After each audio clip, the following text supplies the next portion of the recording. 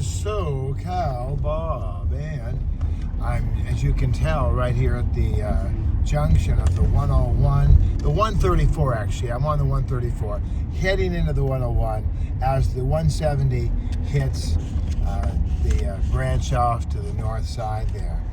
Graffiti on the pole. This is definitely LA, and we're on our way. So, I wanted to talk today about shepherds. That's right, shepherds. People who claim that they are supervising other people. If you claim that you're a shepherd, if you're a supervisor, if you're someone who has a team, if you have a group and you're seen as a leader, if you've been asked to supervise, what are you doing? What are you doing? Are you really a supervisor? Are you really doing the job? Are you really present and on duty? Or are you just a leader in name? You have the power to spank, you have the power to correct, you have the power to write nasty things. Maybe they aren't nasty, but critical things. But where's the support? Where's the reaching out? I would say this is my deal right now. If you have written a critical remark or spoken to someone in a critical manner, then I think it's incumbent as a loving leader, as a Christ follower, as someone who heard what Jesus said. And what did Jesus say? Well, we talk about it every day. I go over and over and over, infinitum on the deal. That, and I do this because of the fact that I was not loved as a child. I did not feel love as a child. I felt threatened. I felt intimidated. I felt totally suffocated. Sometimes literally suffocated. I had babysitters who would come and they would hold me down and they would put a pillow over my head and try to kill me.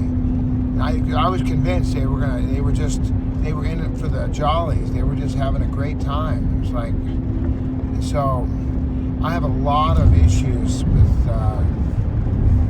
people who are critical, but they don't show any love. And of course, why do I listen to people like that? Well, as a Christian, you want to be obedient, you want to be submitted, you want to do what you're told. So, sometimes we do that, but then on the other side, you think, well, where's the love? Black Eyed Peas, where's the love? Where's the love? It's play that song. It's a great song by the Black Eyed Peas. Where's the love? And I think that my goal is that if you are a leader, if you are a person who says that I love God, then where is the encouragement? You need to check in. At least just check in. I have dozens of people that I check in with. I may not check with them every single day, but every week, every month, I reach out. How's it going? What's happening? Que pasa? And so I think it's an issue. It's a definite issue, like walking in and seeing light bulbs that are out, or driving along and seeing a guy, with a hula skirt on the side of the freeway. I'd call that in. Seeing a disabled vehicle, call it in. Today, I noticed there was a lot of problems with the sidewalk in front of the school. There was a difference of 1, 2, 3 inches. So I highlighted those differences so that people won't trip.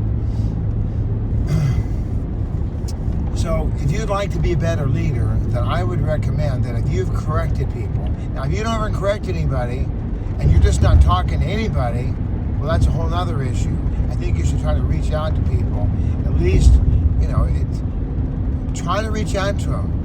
We have social media now, so I know Pastor Julian, he reaches out to the whole congregation through social media, Instagram, and he'll make these videos, and he invites people to participate, and of course I do that. And he has written back to me a few times, so he doesn't have time to write back to 4,000 people every day, but he and I have had conversations, and so I respect that. I respect him as a pastor and leader. And I think that it's important that if you're a parent, especially if you're a parent, if you're a son or a daughter, how often do you call your parents? This idea that, well, I'm sort of busy. Why don't you play cat in the cradle? The cat's in the cradle and the silver spoon. Little boy blue and the man in the moon. We'll get together then, son. We'll get together. No, that's the whole thing with the cat in the cradle, is that they never get together. They're always talking. They're always, gonna do something. Yeah, we're gonna do it then. Can I have the keys to the car, Dad? The dad calls up. Finally, the dad's done. The dad's not so busy, so he calls up and, hey, son, just checking in. You want to get together? Well, the kids have the flu, and I'm busy at work, and so, but we'll get together then. It's just, we've got to stop with this nonsense and just take time to be with each other. Make it happen. Stop talking about it. Make it happen. Don't be a procrastinator. Be a doer. My boss has been telling me that I've been going to a lot of different little restaurants here and there. And I just heard that Domino's has a deal, $9.99, and you can get any pizza, any topping. And so I'm gonna check on that and see if I ever want a pizza. And you got to order it online. Alrighty, so that's it. Let's check in with each other. Let's call our parents. Let's call our children. Let's text our children. And some people, they don't want to have check-in very often.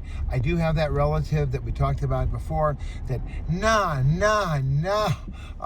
The pain, the humanity. All right. But you have to play it ear by ear. At least, even with that relative, I'm going to check in a couple times a month. I'm going to see how they're doing. I'm going to check in. I'm going to give them an opportunity. I talked to a friend last night, a really, really wonderful person last night, someone who's so kind. I could reach out and touch this truck. This truck is literally on the line here. I mean, I guess they can't really help it because the truck is so big. It's such a narrow lane. But I'm telling you, this guy is like right on the line here. But I talked to this person yesterday, and I noticed, said, hey, you got tears in your eyes. And she said, yeah, my best friend's dad just died. Oh, the humanity. So we prayed. And we prayed that the young gal's family would not take it as some sort of affront from God, that they would reach out to the Lord, that they would read the Bible, that they would draw close in their relationship with the Father. So, in any case, let's be loving and kind. Remember what the old man up in the Life Bible College dormitory said? He said, look, be kind, tender, and forgiving. Kindness. If you're giving high fives and kisses and fist bumps and chest rolls, and you're rock and rolling with all your buddies, and somebody comes in, you're like, we gotta go. That's gross. That's terrible. If somebody comes in, you go, hey, I can be in whatever group I'm in, and if somebody walks in late, I wave at them. Look at this guy, he's on the line. The truck is literally on the line. See that? Isn't that crazy? I'm like, that's crazy. He's on the line. In tennis, that would be considered out. Would it be? That's crazy. It's a giant truck, too. I mean, the guy's a big mama. All right. Well, I love you. You notice the new style? I'm off the screen. I have no clothes on. No, I have my clothes on. But I'm just, you know what? I'm going to give you a different perspective on what's happening here. Just people are like, see, I got my shirt on. So, I pray God would bless you today, and I hope this encourages you to reach out and talk to people, check in with your friends, check in with your neighbors. As you can see, I've got time here. I've got 45 more minutes before I arrive at the landing site here. So I got time to talk, and I've got time to check in with people. So with everything on the Velcro there and the map right down there, and see if I can get that down there. See the maps down there. So we're in good shape.